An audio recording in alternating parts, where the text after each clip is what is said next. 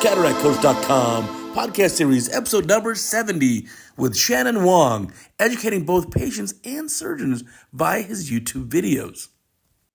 Welcome back to our Cataract Coach podcast, and I have a very special guest, Dr. Shannon Wong. You've seen his YouTube videos, you've seen him at the podium in many meetings, and so Shannon, welcome to the podcast. I've even done your podcast a few years ago. That's right, Uday. Thanks for having me. Oh, my pleasure. Now tell me, you're probably most well known for an amazing library of basically YouTube videos. How'd you get started in this? It is about 2010. Our kids were younger at the time. They were into YouTube. And I thought, well, what makes a YouTuber interesting? Their life and what they do. But I knew that there weren't very many ophthalmologists posting stuff. So I go, well, ophthalmology is pretty interesting.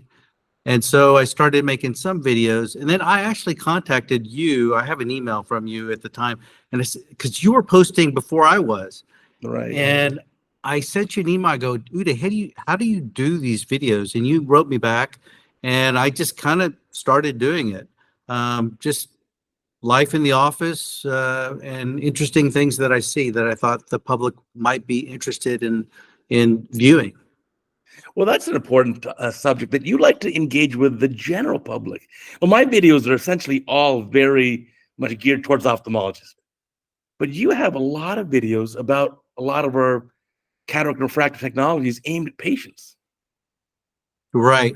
I mean, there's how many, 20-something thousand ophthalmologists, but there's 7.5 billion people. So I wanted to reach a wider audience. So I make some videos that are physician-oriented, surgeon-oriented, but a lot of videos I make are for kind of general public awareness.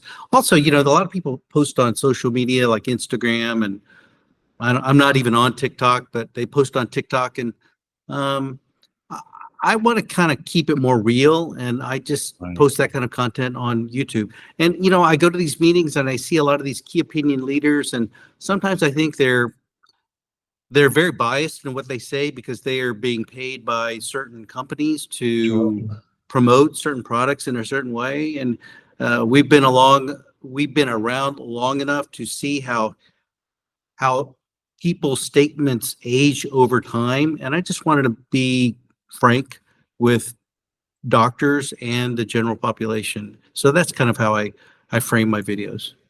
That's actually very interesting. So I remember you're one of the early adopters of a femtosecond laser for cataract surgery, then also one of the early unadopters of it. Tell me about that.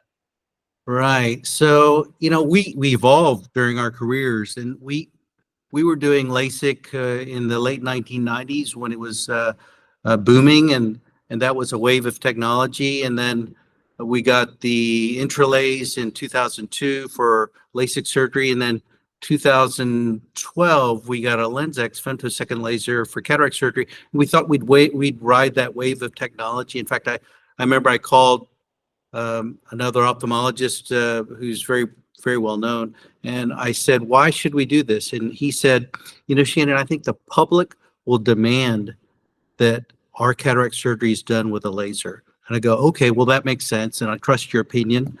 And so we took the plunge, and we did it, and it worked. But I developed a lot of complications from laser cataract surgery, anterior capsular tears that migrated posteriorly, just weird things that would happen that I wouldn't see with manual cataract surgery. We did it for a decade, from 2012 to 2021. And then I visited another surgeon who's a high volume surgeon in the Dallas-Fort Worth area, and he was charging what we were charging and doing much more volume. His conversion rate was as high as ours was for premium IOLs, and he didn't use femto. And so I go, well, the public really doesn't demand that we do femto. Why do I need to do that? It's only slowing me down, adding cost. So I abandoned it at that time. And my complication rate has gone way down since I'm not using it. That's a good point. Again, every technology has pluses and minuses. The minus there is, of course, that the little micro perforated edge of the capsulotomy is not as strong as the capsulorhexis. That is correct. Simply put. But yeah, it's important to separate, as you're saying, the kind of the marketing and the commercial message from the reality of what you're actually doing. And I think we both learned that over our careers. We've seen all the marketing messages, and we know how things age over time and how Right. history judges these statements made by the marketing messages made by companies. No, that's for sure. And so I think you and I think the same way with regards to like our patients and whatever surgeries we're offering is I just want to offer the best. I want to offer you the best for you across the board. You don't have to worry. Every step of the way is going to be like top of the line. And I don't think the patients really want to even be involved in like, well, which forceps are you going to use? Which are you going to use a laser for? Just give me the best. That's right. That's right. Now, in a lot of your YouTube videos, you really kind of try to explain different technologies to patients. So would you consider yourself more like an early adopter of these technologies? Are you a little bit slower to adopt? I'd say we're early adopters, and I enjoy that. Now I'm not super early, so I don't do any research whatsoever. I Okay. publish basically nothing other than if somebody asks me to write an article, I'll write an article about my personal experience with procedures or devices. But we adopt FDA approved technologies early, and I think I'm comfortable with that. I don't like to be a late adopter either. Yeah, it's somewhere in the middle. You don't want to be like too cutting edge. Let me see a few results first from other surgeons. Right. Let me pick the brains of my colleagues. Now, there's an interesting video you showed actually at a meeting here, which was I will exchange with an open capsule. Right. And so you had a beautiful way of doing that. In fact, I want that video to feature on Cataract Coach because it was done so beautifully. But most of us are kind of afraid of that situation. But the part that surprised me the most was swapping one multifocal for the other. Because normally I think if a patient is dissatisfied with the multifocal, let me just when I do an eyeball exchange, I'll do a monofocal. Right. But tell me So that thought process, because that's counterintuitive to me. this is kind of a philosophical explanation. There's this fellow on YouTube who's a retired Navy SEAL. His name is Jocko Willink. Sure. He has this video entitled Good, which basically is kind of a stoic philosophy of whenever something bad happens, you can find the good in it. So, for example, when we use the femtosecond laser, I would get anterior capsule extensions from the anterior capsular rhexis. They would migrate posteriorly, and I would have to learn to manage putting single piece acrylic lenses into a open capsular bag. And then when the Synergy lens came out about in 2019, 2020, somewhere in that, we put in a bunch of them. We were early adopters. I put in about 400, and then I found that the patients were seeing okay, but they hated their vision. They said, I can't see their drive. I can't see leaves on trees. So I put 400 in, and a lot of times I would just do a capsulotomy. And then I found out, oh, they still don't like their vision, even though they're plano, everything looks perfect. Right. And so I had to take those lenses out and put in a different lens. Usually I would put in like a Vivity, a Symphony, or a PanOptix to replace it. And they were very happy. And I made maybe like 10 videos on that topic. So through those complications, even though it was a lot of frustration for our patients, it was a learning experience. It's an educational experience for me where I got good at managing weird complications, and I got good at managing lens exchanges in the presence of an open capsule.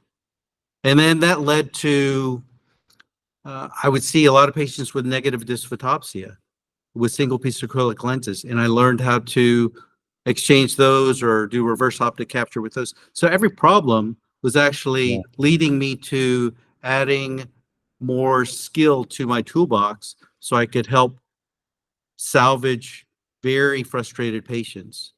So it actually made me better in the end.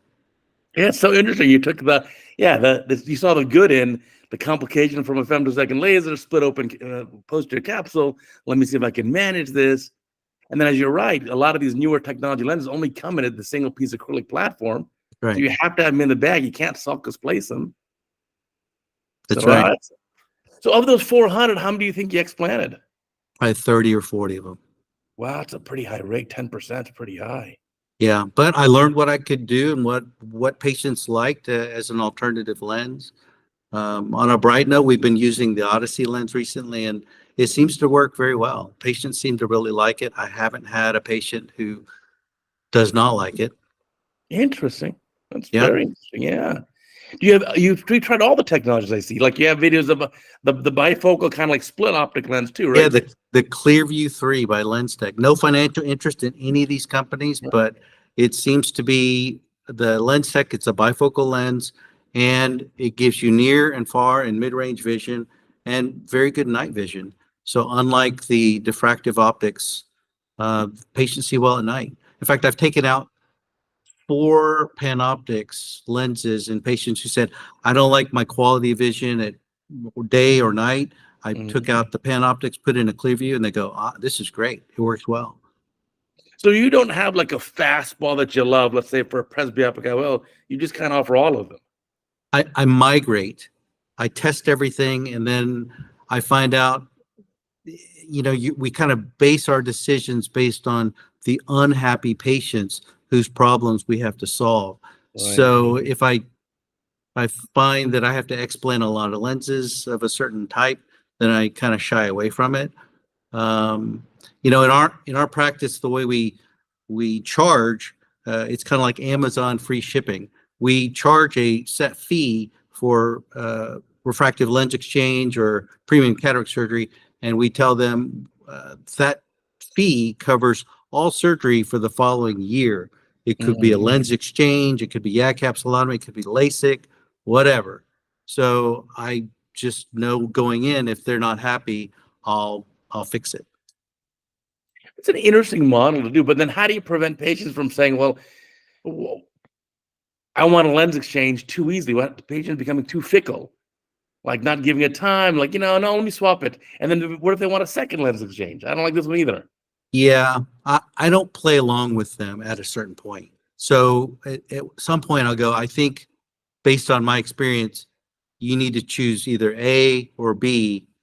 You have A, B, maybe better, maybe not better. I can't promise you anything. And I tell them, everything is about probabilities. I'll say, maybe there's like a 50% chance you'll be better. There's a 50% chance if I switch to this other lens, you'll be no better. So kind of consider that. So I just level with the patient. What percent then of like across the spectrum, any IOL design, like any presbyopic lens design, would you say you have to do IOL exchange for? We've used the most PanOptix lenses. I find I take out about 2% of them due to unsatisfactory vision. And then we replace it with various IOLs. There's so many options these days. Yeah, I think it's good. We're getting more and more options, but then the tough part is like, okay, if patient comes in, how do I decide kind of what's best? Yeah, right? I'd say these days, as of the date of this conversation, which is July 17th, 2024, I would say if somebody wants a presbyopia correcting lens, I would go with the Clearview #1. Wow. If they're a candidate. And then #2 would probably be the Odyssey. #3 would be the PanOptix. Then everything else is kind of equally distributed after that. Light adjustable, Symphony. I don't do a whole lot of just purely astigmatic correcting IOLs. It's mainly premium or basic in my practice. So you're doing a lot then of presbyopic IOLs. As many as we can. I think that's where the growth is. We actually heard at that same meeting an Italian surgeon saying that he does 100% of patients get a presbyopic IOL because he says, how am I not going to address the presbyopia? He says, that basically is addressing the astigmatism. I don't force people to do anything. I give them a choice. And if they want a basic IOL and they just want what their insurance covers, I'm happy to do that. But our practice, my personal practice is probably about 60% premium IOL, 40% monofocal, something like that. Maybe 65-35, something like that. And then a very large portion of those, 60 who choose end up doing basically a presbyopic IOL as opposed to like an EDOF or Correct. monofocal. Correct. I don't use much Vivity We use some light adjustable lens, but not a lot. I use some Symphony for post-dark AIs, and I think you've posted some videos on that thread. But it's interesting. I would say the past 3 months, I have not seen that many post-dark AIs. Whereas during the prior 25 years, I would see RK eyes coming in wanting surgery or having cataract surgery, needing cataract surgery probably every other day. Now I haven't seen one in a few weeks. So it used to be I would do post-dark eyes one every OR day, at least. Now I haven't done a post-dark AI in a month. It's interesting. Well, So I think they're why that aging out. is. I think they're aging out. Oh, that could be part of the thing too, because I guess I finished doing RK kind of, let's say, early 90s maybe. Yeah, probably like 95. So that's almost 30 years ago. So they're kind of aging out. No, because they probably had it done when they're 30-ish, like your average LASIK patient at 35, and then they're 30. This is 35 years later, they're 70. Maybe. I mean, have you noticed that at all? Have you noticed a decrease in well, I mean, as you know, making videos gets a lot of patients in the door. Yes. And so I have so many videos, even though my videos are not even aimed at patients, they're aimed at other ophthalmologists showing you a cataract coach video about cataract surgery and RKI. Then patients find this through all these searches. And so I probably do 1 to 3 RKI cataract surgeries a week. Okay, got it. So I'm probably 100 plus, maybe in a year, somewhere in this range. Yeah. So I haven't seen any fewer. Like my OR day this week, I had 2, which is pretty common for me. So I've not seen a decline yet. But then again, LA was also a hotbed of RK. It was huge in LA at the time, especially because all the movie industry, no one wanted to wear, all the Hollywood stuff, no one wanted to wear corrective lenses, whether contacts or glasses. So they all had it done.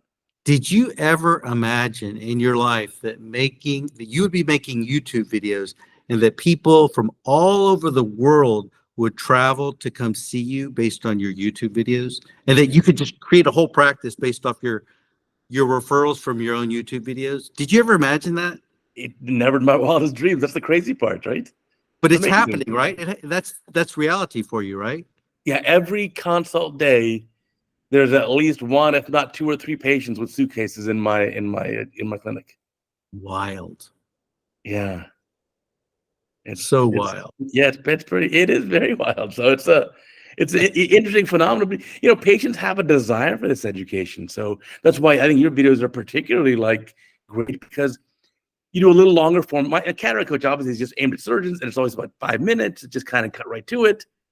But yours are even longer format, and they're actually super interesting. In fact, I even like your non-patient. I like the day of the life. That's probably one of my favorite videos you did. Yeah, that was a long one. That was awesome.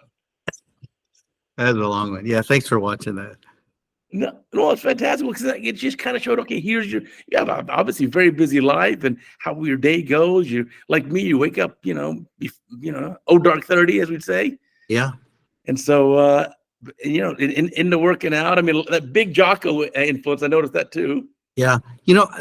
Part of that day in the life is I see so many of these ophthalmologists on social media, and they're kind of like glamorizing they're kind of, there's a bit of narcissism in their messaging, as if they just want to say, look at me, or look at the great decisions or the challenges that I've had to overcome, and I'm so honored to do XYZ. But there's a little, I found it to be a little artificial. So again, I wanted to make a video of, hey, this is real life. You have to prepare, and it's kind of a grind, and you're on the move, and there's a lot of detail, and it's just you get in the zone and you go.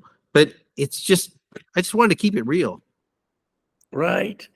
I mean, social media is a crazy thing, and I'm sure they're going to tell us in 10 or 20 years it was as bad as smoking cigarettes or something. No, I think your videos will age well, and I think my videos will age well. No, I think for sure. But I mean, one of my challenges now, I've started maybe 2 years ago cross-posting all my videos to Instagram. The problem with Instagram is, though, if you watch your decay, like in a YouTube video, I kind of have to show the good part or something interesting within 30 seconds. Otherwise, I lose the person, or maybe a minute. Instagram, the decay is rapid. If you don't show the good part within 3 seconds, they Yeah. swipe. Yes. So Exactly.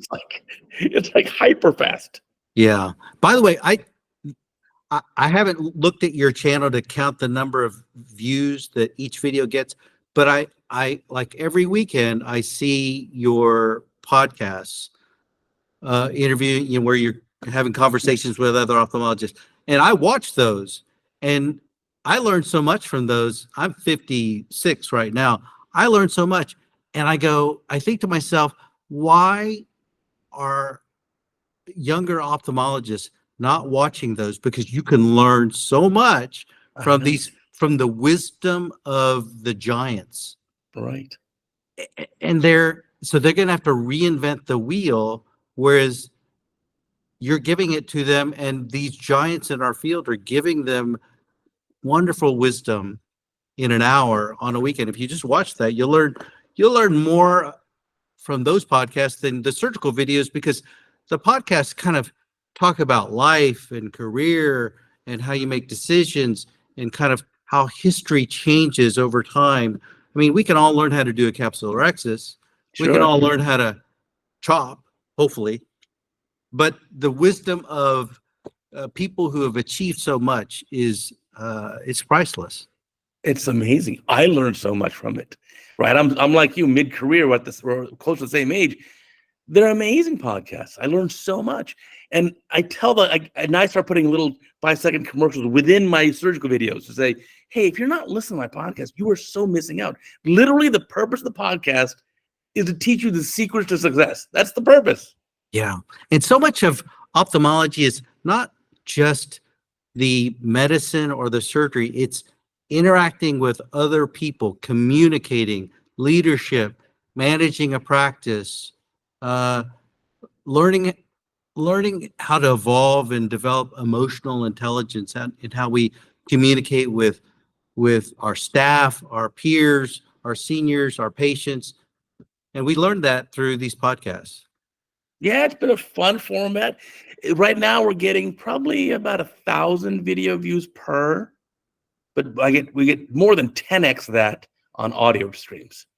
So it's picking up. But I think most people don't watch the actual video part; they actually just listen to the podcast in audio form. Got it. So, but it's a fantastic, it's a fun project to do. I certainly I enjoyed your podcast. So when I was on yours, it's got to be 2-3 years by now. That's right. In this very room. Yeah. Oh, fantastic. Well, that's a beautiful clinic you built. That's a whole other story. But no, it's the podcast. I think it's a great learning format. And the nice part is that it's just a natural conversation. It's not rushed. You can take as long as you want. Yeah. So tell us about your new clinic, because if people haven't seen, you have a beautiful video on your YouTube channel about your clinic. It is probably the most beautiful ophthalmology clinic I've ever seen. Oh, you're very kind. Well, I mean, we wanted to build our practice and build our reputation, and so my dad started our practice in 1969. He retired in 2019, but it was kind of my vision that I wanted to take our practice as a second generation ophthalmologist kind of to a new level. Right. And so we bought real estate in the Beverly Hills of Austin, Texas. Sure. And it's on a main thoroughfare here in Austin. And we wanted to build our own surgery center and we're kind of branding ourselves. We're kind of like the Louis Vuitton of eye care, and there's a demand for those things as well. And then we have 2 offices. Let me rewind a little bit. In 2019, we had 2 offices. One was built in 1972, Okay. and the other was built in 2000. And by the year 2020, I realized, oh, wow, our offices are getting old. And you kind of see, actually, it's my kids. They would say, your offices look a little old. And I kind of go, well, I could kind of put a little paint here and change some cabinetry here. But then I thought, well, You only live once. Let's go big. Yeah. And it's kind of an investment diversification aspect. I thought, well, it would be nice to own real estate uh, that we occupy.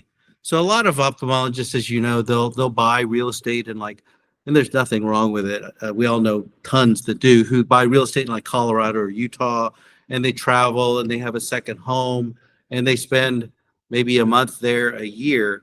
And I thought, hell, I'm in my office so much. Right.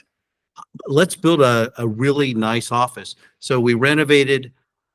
We made this office and opened in 2021, and then vacated the office that we had occupied since 1972 with my dad. And then our other office that was built in 2000, well, once we built this office, we renovated that one. So now we have two brand new offices, and it just feels better.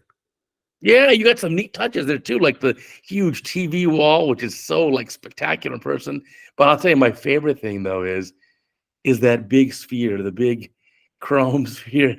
It's Right. amazing. I don't know how you thought of this. It's kind of like a knockoff of that bean in Millennium Park in Chicago. Yeah. That silver bean. I love that. Yeah. So if people don't know, it's like, I mean, it's a huge. How big is this in diameter? It's just like 7 feet. Oh, it's like a little more than 2 meters, but it's a massive sphere. I mean, people like stop their car and take pictures in front of it. It's on Google Maps as a landmark. There's a point of interest there. That's fantastic. So in your clinic, you're offering the full spectrum of ophthalmology then? Or are you doing cataract refractive only? We evolved. So when I came out and practiced, I practiced like a resident. I did everything comprehensive, fit contacts, glasses. We had our optical. Took vision plans, took call in the emergency rooms. And then as I got smarter, or I learned from my peers or people who were more senior, I learned the best investment of our time as an ophthalmologist is actually doing surgery. Right. And the best investment of our time doing surgery is probably doing refractive cataract surgery, premium cataract surgery. So that's kind of how we've evolved over time. And now we've hired optometrists who do a majority of our primary eye care and treat our medical eye care patients. And most of my time is just seeing preoperative evaluations for patients who come in specifically wanting surgery. And then I see post-ops who are unhappy. All the happy post-ops stay with the optometrist. I only see the unhappy post-ops. That's a little stressful though. You got a whole afternoon of unhappy post-ops. Well, as you get better, you get fewer unhappy post-ops. But now what we're seeing is a lot of people, they fly in for like a second opinion. Like I had a patient come today she said she's from Pomona, California. Okay. And she had a panoptics lens in both eyes. She was like a minus 50 myopic miss. But the doctor there didn't do any touch-up surgery. So she saw one of my videos and flew out and saw me. And then I said, hey, you can go back to LA and have Uday do your surgery or somebody out there. And she wanted to just stay here, and she'll come back out and have a LASIK surgery for a minus half sphere that the doctor out in Pomona didn't want to do. Are you going to aim for plain, or are you going to aim for plus a quarter? Either one. It's a win-win. Yeah, I'd do plus a quarter. Plus a quarter. Give her better. I've had to do it for a patient of mine as well. So panoptics ended up minus a half. They're just not happy enough. And so I want to make sure we nail that distance. And so if a panoptics at plus a half is much happier than a panoptics at minus a half. 100% agree. Yeah. So it's just that's one of the things we're talking here, just getting used to all these technologies and these, how do you use them in your clinic? And so, yeah, we learn stuff the hard way. Yeah, but those patients who do travel, it's a very interesting type. Sometimes those patients, though, are a little more intense in their research. I mean, pages of notes. Totally. Yeah, I had another gentleman. He's from California. He's from the LA area. Now I know. You didn't do a surgery, but one of your colleagues that you will know, but I won't mention their name, did their surgery, put in a light adjustable. No, they put in an eye enhance. I put in a light adjustable lens plus. he's 20/20 with a light adjustable lens plus, but he read something about the design of the LAL plus. Okay. And he said, I'm getting a little distortion. And it was his idea. He said, could we take out my light adjustable lens plus and put in a regular light adjustable lens? His theory was that will fix his problem. He came up with that theory, Oh boy. and I did it. He had an And? open capsule. He's very happy. In fact, on the table, he said, I know I'm Plano. We're in surgery, about to start. He goes, I know I'm Plano, but I think I like to be a little farsighted. Can you adjust the lens power so I'll be a little farsighted? This is just so instead of like a plus 20.5, I put in a plus 20. Yeah. And he emailed me back. He goes, this is great. It's perfect. Wow. So these people do their research. Yeah. And I didn't even think about that. Amazing. So what was it? I guess the increased little curvature that he didn't like? Yeah, the little bump he thinks creates a little distortion. And he is so perfectionistic. Yes. That's oh God, that's a tough one there. I mean, that'll be a video. I'm going to exchange a LAL plus for LAL. Is the patient happy?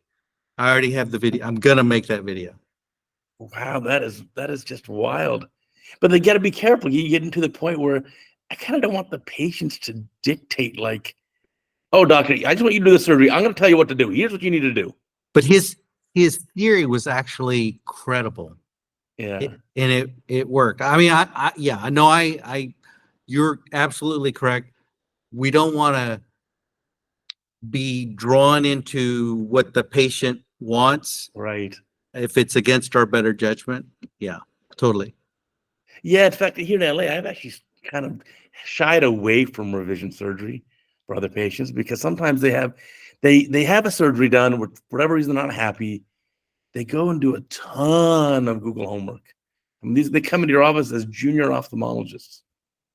And then their expectations for the revision surgery are so high that it's like, do you not understand? This is not like virgin tissue anymore. This is like, you can't have that same expectation.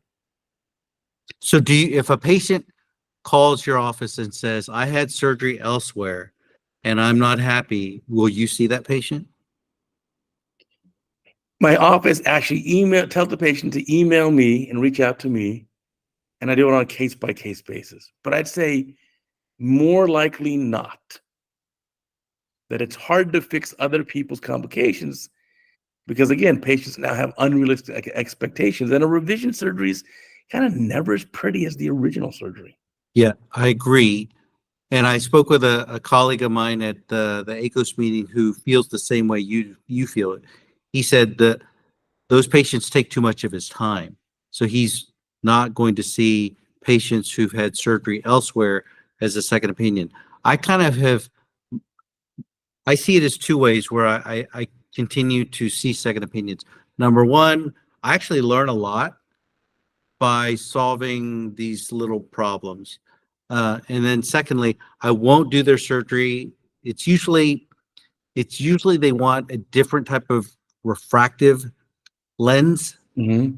So I will charge them a lot as a disincentive for them to do their surgery. And I'll encourage them to go see the original ophthalmologist. But if they choose to see me because it takes so much of my time, I will charge commensurate with the amount of time and stress that it takes to fix these people. It makes a lot of sense. I mean, that's particularly challenging. And then again, with all your videos out there, it just draws more and more patients that like, I'm going to come see this guy. And I'm sure you get people from all over the country come to see you. Yeah, it's pretty wild, but somehow it works out. I mean, it's manageable. Right. Interesting stuff. I mean, I'm kind of interested to see where this goes with the patients. You're getting more and more patients now who are learning about technologies and social media and then coming in. Like, and a good example is I was scrolling Reddit, and obviously some cookies on my computer obviously know that I am Googling everything eye stuff. And so all the ads I get in my Reddit scroll, they're like all ophthalmology. I get Vizient ICL ads like every day in my Reddit scroll. I mean, they're all, so now even the companies are going to the social media to kind of go direct to patient, direct to social media messaging. Social media is so powerful. I don't even know the impact. Well, I do not know the impact of Instagram or TikTok or Facebook marketing because I don't do those things. I mean, I'll post things on those 3 platforms, but I actually don't think I've ever gotten a patient through those. Do you know if you've had any kind I of know that it's essentially YouTube what's doing it for my, my patient referrals. thing? Facebook, I actually don't post to at all. I mean, my cataract coach stuff posts automatically every day. The cataract coach, YouTube, Facebook, LinkedIn, Insta, it all posts automatically every day. So I do have a post every day on Facebook, but I don't actually go and look at Facebook at all. And importantly, I think, well, I don't know how, if people go on Instagram or those social media platforms to search for things, but your videos will come up there. Your videos are like evergreen. So somebody searching for a problem, they'll stumble on one of your videos, or it'll come up as a recommended video when they're watching some other video. So, yeah, I think YouTube is kind of the best investment of social media time. Right, because first it's owned by Google, and then Google now in searches ranks videos high. Because like for me, if I want to look up how to do something, I'm older than my kids. I'll look up, let's say, how to connect a battery tender in my car, how to change it, whatever it is. I'll look up an instruction list, whereas my kids would look up a video. And so I think now the YouTube is really, Google has really prioritized the YouTube videos in the searches. So now you search for anything, the first thing that comes up are videos. And they're so powerful. Video is more, the patients are kind of, unlike a website, the patients will find your video and they will kind of get to know you through your video. In fact, I mean, I remember this is when I think even when before you're in your current practice, you posted a video and you were just talking to a patient, and the way you communicated, I go, that's a really good way to communicate. And it's like we have a little, like if I didn't know you, in fact, I probably didn't know you at the time, I felt like, he seems like he knows what he's doing. You get a emotional little bond with the person through YouTube that you can't get through a website. Right. Yeah. You'll have patients who are coming out of town, and they see you and they're like, eyes light up like, oh, I know him. It feels like they know you, which is, but then again, I'm also super careful to not post personal stuff up there at all. Right. The internet is forever. Right. And then so many people watch, and it's just like, holy, it's a big mess there. No, like when I'm making a video, I actually type up a little script and I review the script, and then I think about it and I say it. And as I'm always kind of like editing myself, because I realize, how's that gonna be misconstrued, or how might what I state be misconstrued and misinterpreted and potentially used against me? So I'm very careful. Well, I had an actually experience recently. There was a cataract coach video where I reviewed a resident case, a U.S. resident, anonymous. I literally don't know who the resident's name. I don't know the name. 200 plus cases in. This is essentially the last case of your residency, and it was horrendous. And so I gave a truthful, honest, like a little bit harsh criticism of this. Like, how do you finish your training with this? How did this happen? 4 years later, and oh my gosh! First, it was very popular. It got 10,000 views and more than 100 comments in like 48 hours. But I took a lot of criticism, because then I guess a lot of the younger generation like, no, you have to encourage them more and be nice and I listen, I want to encourage everyone. I'm teaching you for free. I'm giving you all the secrets, but at some point you got to take responsibility. Then I thought, maybe it's a difference in generation. I went back and the video's still up, but I took all the audio out and replaced it with a Mozart track. Oh, okay. I'm reminded of, I'm a big fan of Nick Saban. I don't know if you know who he is. He's in Alabama. He's the retired University of Alabama Crimson Tide football coach. I think he's won like 7 national championships. Have you ever heard of him? Nick Saban? It rings a bell. Okay. So he's all over social media because he's had so much success running that football program. And there's a clip where he's yelling at his football players during practice, and then it segues to a interviewer saying, "Why are you so hard on your players?" And his reply is, I don't really think I'm being hard. I don't really think that's a fair statement. The way I see it is we have a standard here at Alabama, and it's my job to hold people accountable to that standard. And so when you're saying what you're saying, I saw that video. I thought you were very fair. And really, as a patient, I would not want somebody with low talent working on my eye. Right. I would not want a reckless, unprepared, unaware Apathetic. surgeon. Yes, undriven, unmotivated surgeon operating on my eye. So that's the standard. The standard is you want somebody who is trying to be excellent every day and putting in the work every day to deliver the best outcomes for each patient. That's the standard. And that person wasn't up to that standard. And if it hurts their feelings, well, they just need to get better. They need to put in the work. I agree with you 100%, but I think there's a huge gap in the difference between the two generations. I think it's a different story now. It's too many participation trophies. It's not enough excellence. It's politically incorrect, but I don't think certain things will age well, like all this hand holding, and you may see it in social media these days, but all this, this video may be canceled for what I'm about to say, but all this DEI stuff, it's just not going to age well, because really, I think it should be merit, MEI, merit, excellence, intelligence. If I want to hire somebody, I want them for merit, excellence, intelligence. If I want to go see a surgeon to cut on my body, I want merit, excellence, intelligence. I don't care what they are. If they're one of a gender, no other or criteria whatever. matters. Yeah, no criteria matters to me other than because if you're flying my plane, I hope you're really a brilliant pilot, and the rest I don't care about. I don't care. I just want you to be a good human and really crush it at what you're supposed to do. Right. And I think people, that is going to age well. But all this, hey, I lowered the standards, so you even see it. I mean, this is kind of I'll tiptoe around politics a little bit, but they're examining the Secret Service because their preparation for what almost happened on Saturday while we were at ACOS, it reveals just incredible negligence on preparation and staffing. And it's kind of like, well, if you don't put merit, excellence, and intelligence as your criteria, you might have problems. And I think they had problems this weekend.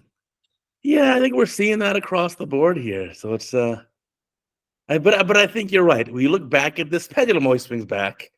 Pendulum swing back. You'll have to just wait it out, I guess.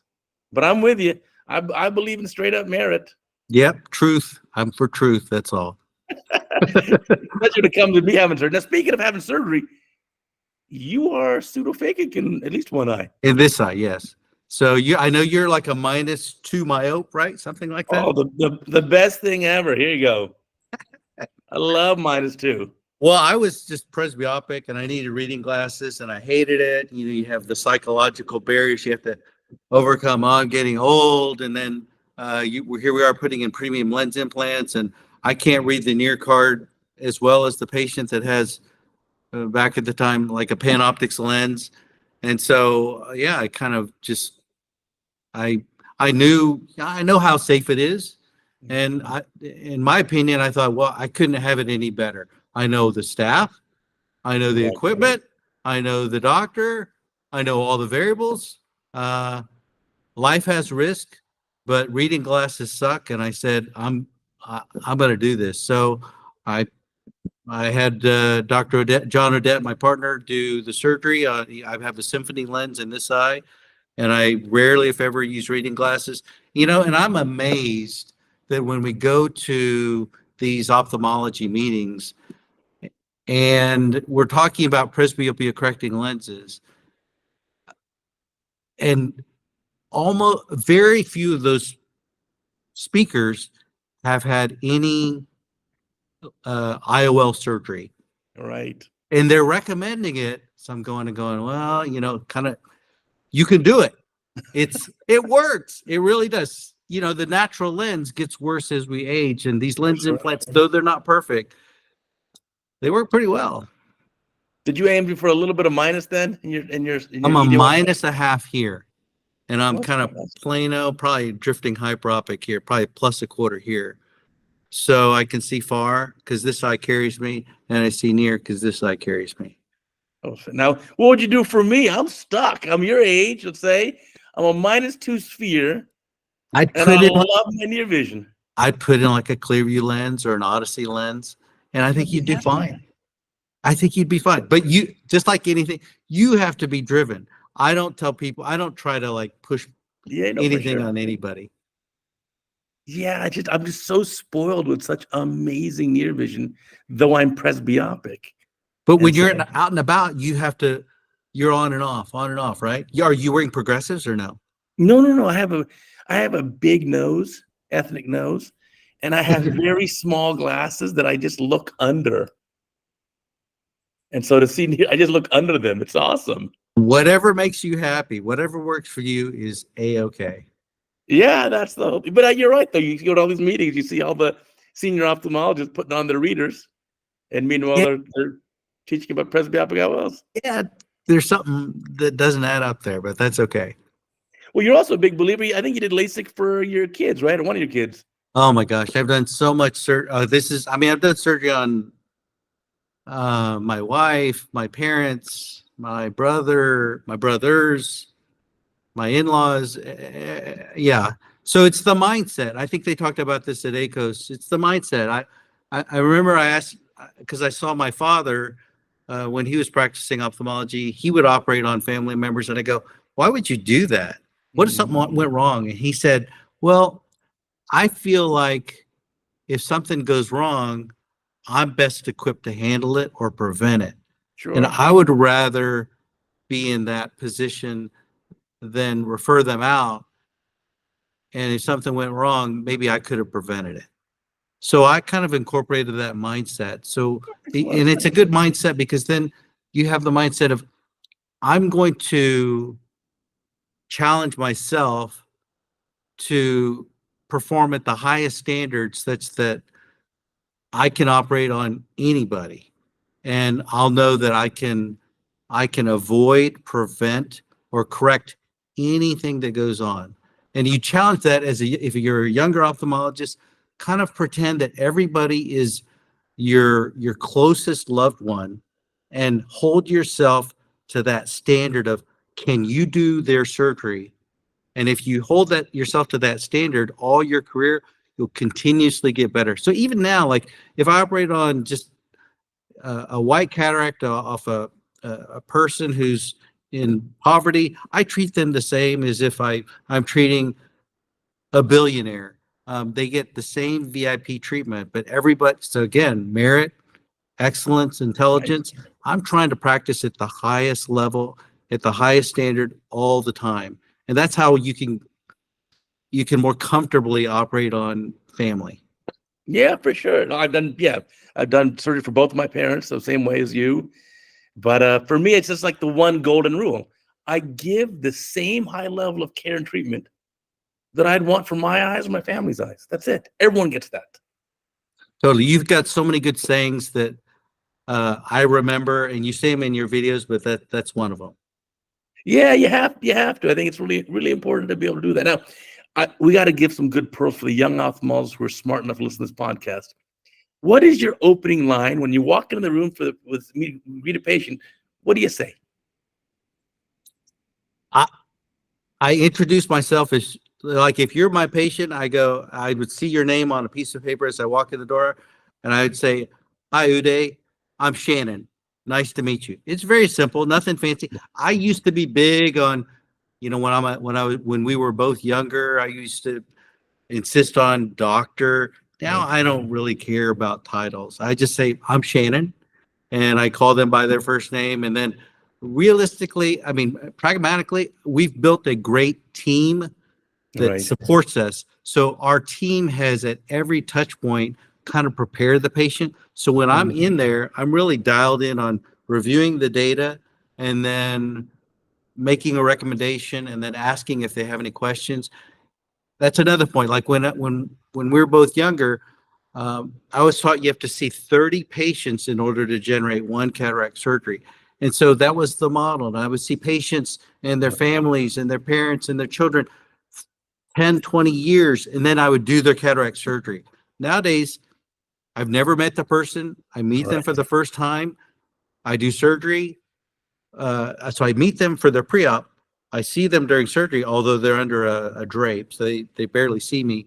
And then I may never see the patient again. So the model has completely evolved. And so for a younger ophthalmologist, be open-minded to change and become more efficient, because as the population continues to age and a lot of ophthalmologists retire out, there's an imbalance. There's a greater demand for surgical eye care and eye care in general. And there will be a surgical ophthalmology shortage. So the future belongs to the ophthalmologists who can become more efficient. And in our practice, it's building a team, training that team, leading that team, retaining that team, helping them evolve. So they support the mission of the practice, which is surgical eye care. And so that helps me to just go in and spend maybe 5 to 10 minutes with a patient, and they choose a premium IOL most of the time. And then we just execute and give them great vision. Oh, that's fantastic. Yeah, that's the team's super important. My favorite line is, it's not really a line. I introduce myself, obviously meet the patient, but I just say, just tell me about your eyes. And then I just stay silent. Let them just talk. Let them express what their issues are. And that's one of the things that I thought really helps me, is to not interrupt the patient. Just go ahead. Just tell me everything. Tell me about your eyes. Our staff takes down all that information, and I just read the story. And if I see something of interest, I'll just I'll repeat it to the patient. So this is what's bothering you. Okay, I got it. And then I'll just figure it out from there. The conversation's not that long. It's refreshing sometimes when I'll meet somebody and they have an interesting story, and we all get stimulated by people's backgrounds and their interesting stories along the way. It keeps it fresh. Yeah, no, for sure. I think the way to talk to patients is a tough thing to learn, because you don't really see it much in your residency, because you're like at a county hospital, VA hospital, where you're obviously talking to patients, but you're so overloaded with work that you just don't have the time to to do that. I guess some people are born with it, but I've just learned, I guess the term is emotional intelligence. I've learned how to listen to people. They say God gave you 2 ears and 1 mouth, so you should be listening more than you're talking. And I just learned how to read people better as I've gotten older. And I think it's all those little empathy, compassion, learning communications skills that instill confidence, but reduce stress. It's all these little subtle human things that you can't. It's so important. It's hard to read them in a book. Some of these things you have to learn along the way. Yeah, you learn it from other people who have those character attributes and execute on those things better than you. And if you're smart enough to observe it and then incorporate it into your own system, it's awesome. Right. So it's just given a great patient experience. So that's probably one thing I love in your clinic. Obviously, it's gorgeous, it's beautiful, but it's also just a really great patient experience. You really thought that through. So you're making a big impact on how you communicate and how you express things. People, if they're wise, they key into that, like all your little sayings, viscoelastic is cheaper than vitreous, or treat somebody, I treat everybody.